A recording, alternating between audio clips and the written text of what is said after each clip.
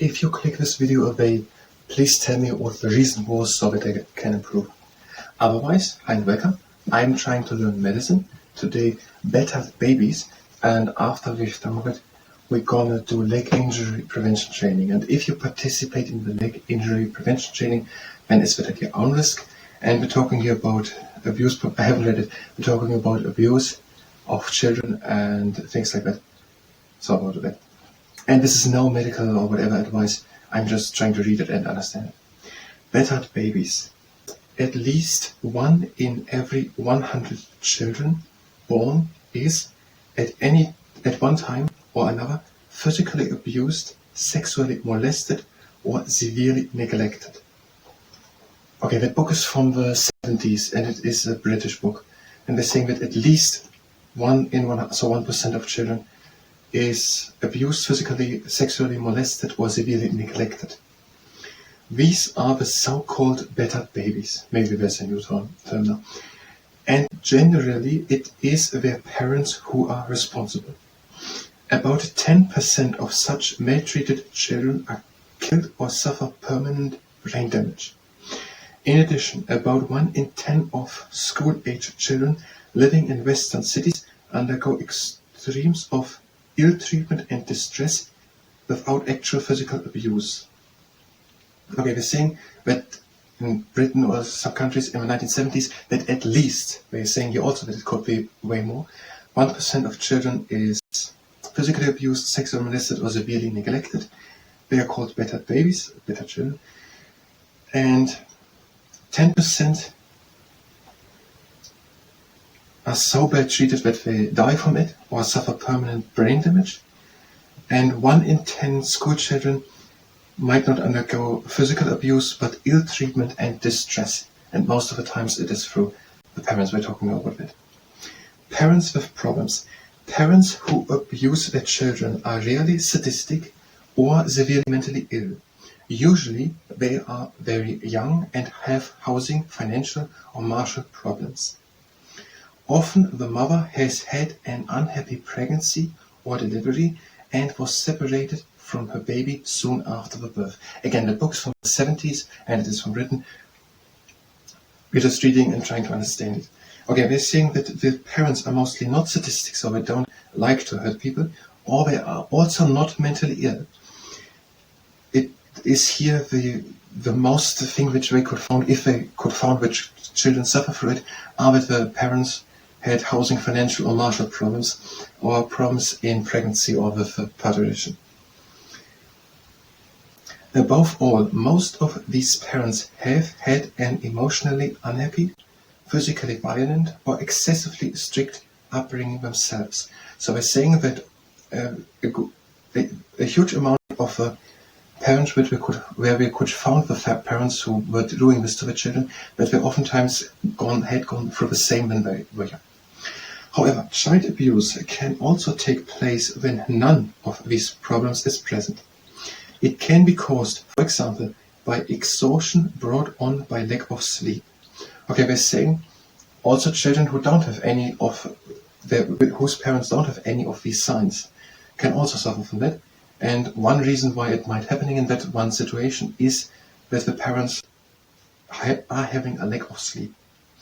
Any parents who are fearful that they might injure their child should immediately either seek help from a friend or a sympathetic relation, or telephone their health visitor or family doctor, a minister of religion or NSPCC officer, a local pediatrician, a local authority, social worker, or your local Samaritans.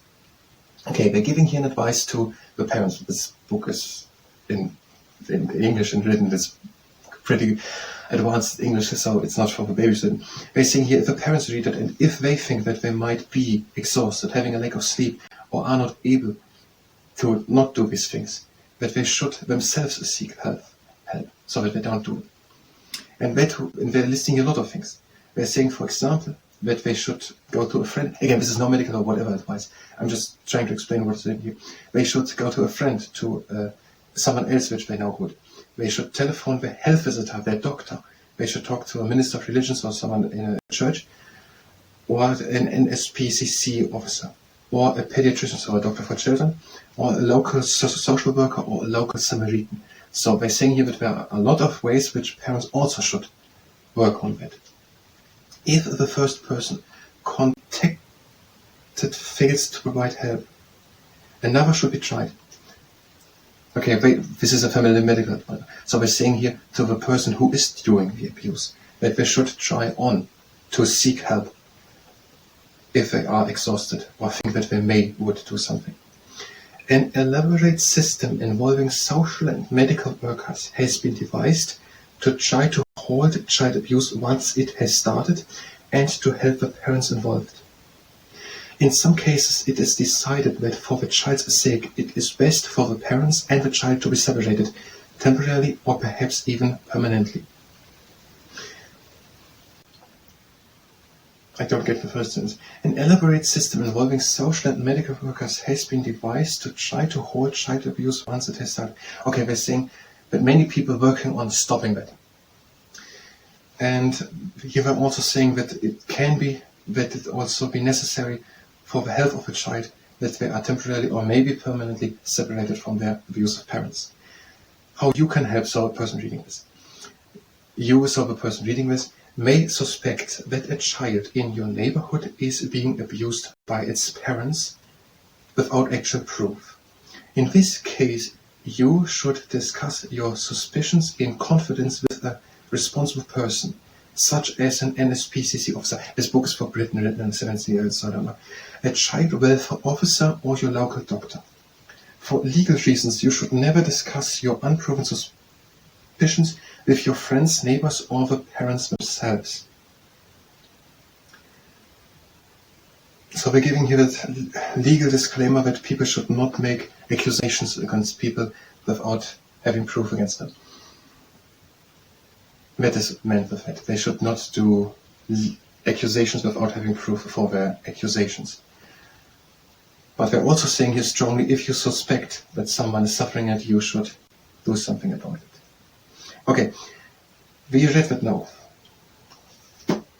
We're gonna do maybe another video, but I don't know about what. And we're gonna do another video, and then we're gonna go over the informations again, and then we try to gather the key informations together and prepare our own presentation about it. But for now, that was for medical part. If you were here for medicine, you can go directly to the next part of medicine. If you stay here and participate in the leg injury prevention training, that is the arm. We're having a good standing leg, and we're bringing the other leg to the side and front. And the other leg, bring it in front and to the side.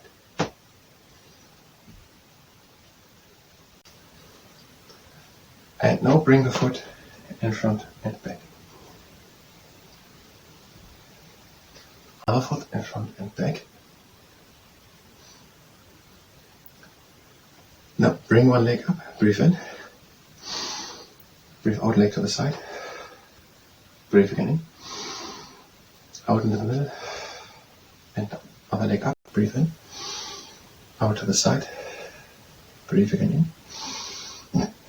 Out into the middle and down. And now one leg up and arms out. And go with the arms over to one side. Now to the other side. To the first side again, and the knees now over to the other one. And change.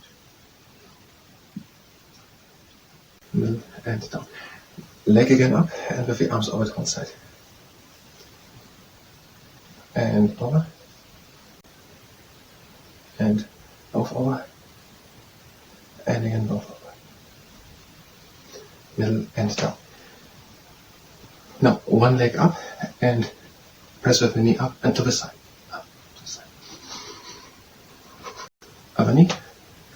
Press up and to the side. And now the next exercise can go onto the knee, stand good on one leg, turn slowly over to the leg, to the side, go down into the knee, turn slowly over, and come up again. Other side, stand good, turn over, slowly down, turn over, and come up again. Next exercise, the next exercise can go again onto the knee. Go with the heel in imaginary 90-minute intervals over an imaginary dial of a clock. And with the other leg to 12 o'clock, and 1:30 at 3, 10:30 at 9, and 7:30 at 6 o'clock, and also 4:30 at 3 o'clock. And the next exercise, don't do it if you are pregnant. Have a good standing leg, the other heel onto the ground, lift the heel off the ground and place it again onto the ground. The whole movement comes out of the hips.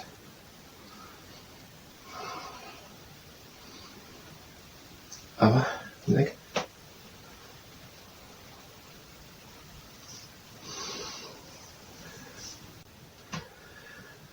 And now the stamp, and leg up and down. Other leg up and down. And over horse. One leg in and out with the leg. If you like, you can do the camel. You go with the whole body up and down.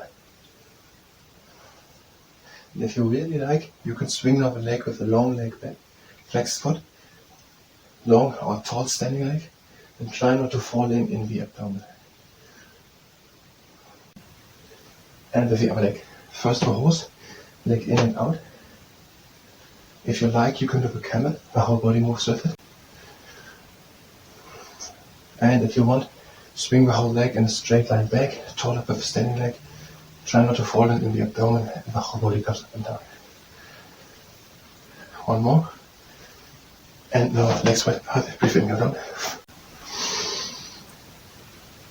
And breathe in, out. And up. And breathe in, close the legs. And breathe in, out. That was the leg injury prevention training. Thank you very much, and until next time.